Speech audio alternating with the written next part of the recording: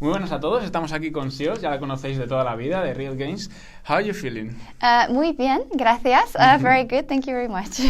Muy bien. This weekend you've been working with Aranea, eh? Yeah. How is it working with him? Really, really good. Well, you guys probably know Aranea very well, of course, from over in the Superliga, but I've known Aranea for very, very long, I think 7 years, and it's crazy because I think we've both grown up and grown older, and we've all become a bit calmer. I know that Aranea likes to talk, he's very active, he's very all over the place, but as a person to work with, he is so concentrated, he's so dedicated, he's constantly asking questions to do better, to improve, and he has a lot of really good insight into the game and into the teams, of course.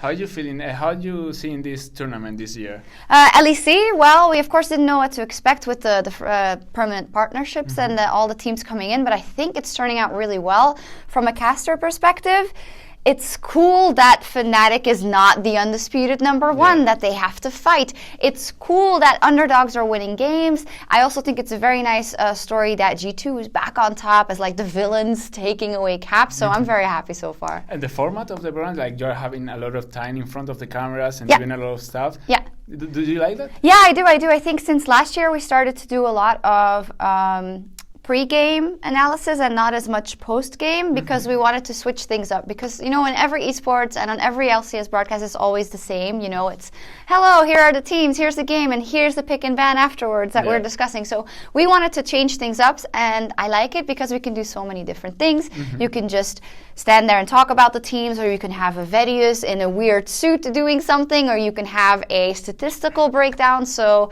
yeah, it's great. And did you expect the good numbers that the Riot game is having, the viewers and all this stuff? Yeah, not really. We hoped, of course, and I think last year we already saw things going back upwards, and we always look at 2015 as kind of that magical year for Europe because, back then we had really big rivalries. We also had the Fnatic OG rivalry, and it was, for a fan perspective, it was almost heaven, Yeah. So after that, it became a bit more difficult. G2 was winning all the time, and then people don't like teams that keep winning constantly. And I also think as a broadcast, we needed to renew. We needed to find new ideas, and we did, I think, and that's why people are watching, hopefully. And talking about the teams, what are your perspective of them?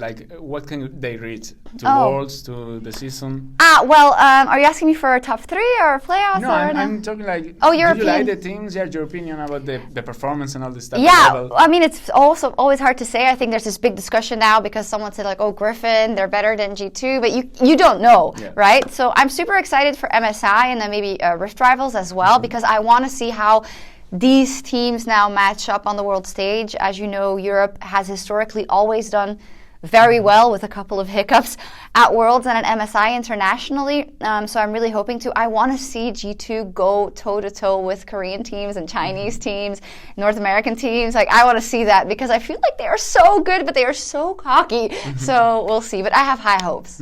I'd like to ask you a little bit about you. Why have you decided to separate a bit from Riot Games and become a freelancer? After 7 years of doing almost just League of Legends, it was a bit much. As you know, the calendar is very full. There's LCS every weekend, and that means we also don't live at home. We live here in Berlin. So when my friends are off, it's on Sunday, and my family. So it's really one day I can see them, and then I would have to fly home for that. So I haven't spent that much time with my family and my friends. And the calendar was so full that I just thought it's time for me to kind of make my own schedule a bit more and make a bit more time for myself, as well as do different things. I'm not tired of League of Legends, not at all. And I talked a lot to the casters here before I went freelance, and we all agreed that I would still be on the show. But yeah, I want to try new things as well. I want to do maybe a CSGO event, maybe some kind of a conference about a topic I know nothing about. I think it'd be good for me to become more. I'll learn, I'll put more in my toolbox. And talking about new things, how is the experience of Euphoria been? Really, really good. I was scared for the Euphoria episode. I think as with everything that are topics that are kind of difficult to speak about, me and Frosk both thought that this would be a good format to do so because we have a lot of time. I always believe in having the right format to speak about things like women in esports because a tweet or something can be very easily misunderstood and you need to contextualize everything. And I'm really glad we did. Of course, there were some ignorant comments, but the majority of people were very happy that we spoke out. I talked to a girl in the studio yesterday, and she just came up to me and said, "Thank you so much for doing that." She said she wasn't working in gaming, but in another field, and she felt a lot of those things, and she wants it to be more well-known. So, yeah, we did a good thing, I think. Did you expect that succeed?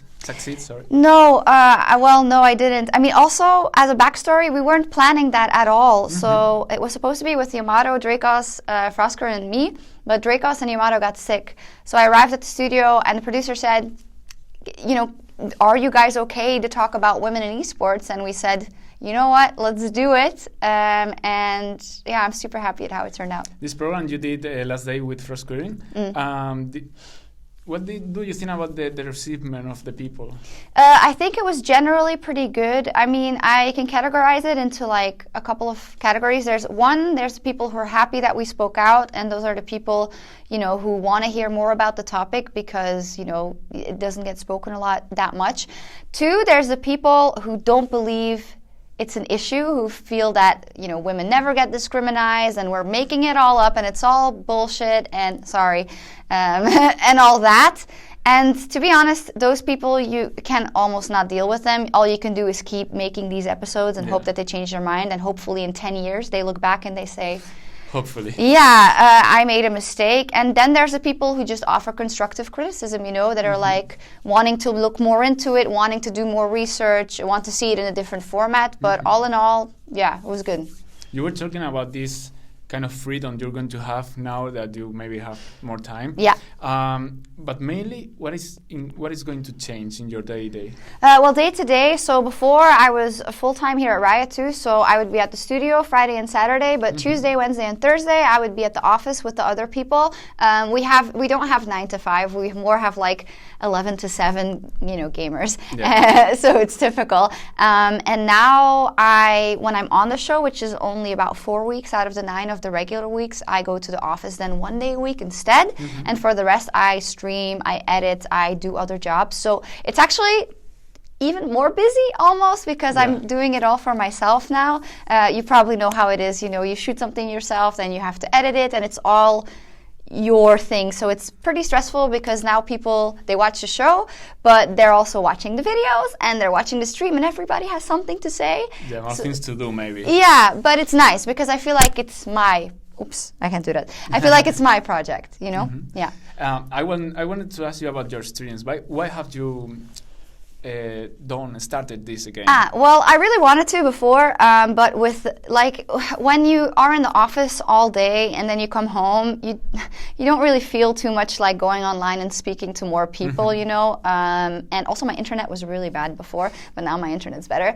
And I really like it because it really creates a sense of community. And what I think is important is that people know not just Sjokz they see in front of the camera, but other parts of me, and I can show that on stream, you know. Do you feel any big difference between the streams you used to do and the ones you do now? I feel like I am much more careful. I think that we have evolved into a world where, like on the internet, people get really angry about a lot of things very quickly. And I think in essence it is a good thing because we're moving towards a more open and accepting society. But I also think sometimes it's a bit too much, and I'm all for calling people out if they made a mistake and if they're being unjust or if they're being racist or prejudiced. Yes, we should talk about that. But I feel like there's this whole culture of people waiting on any mistake to take someone down. And I feel like for me personally, I've become so careful at what I say.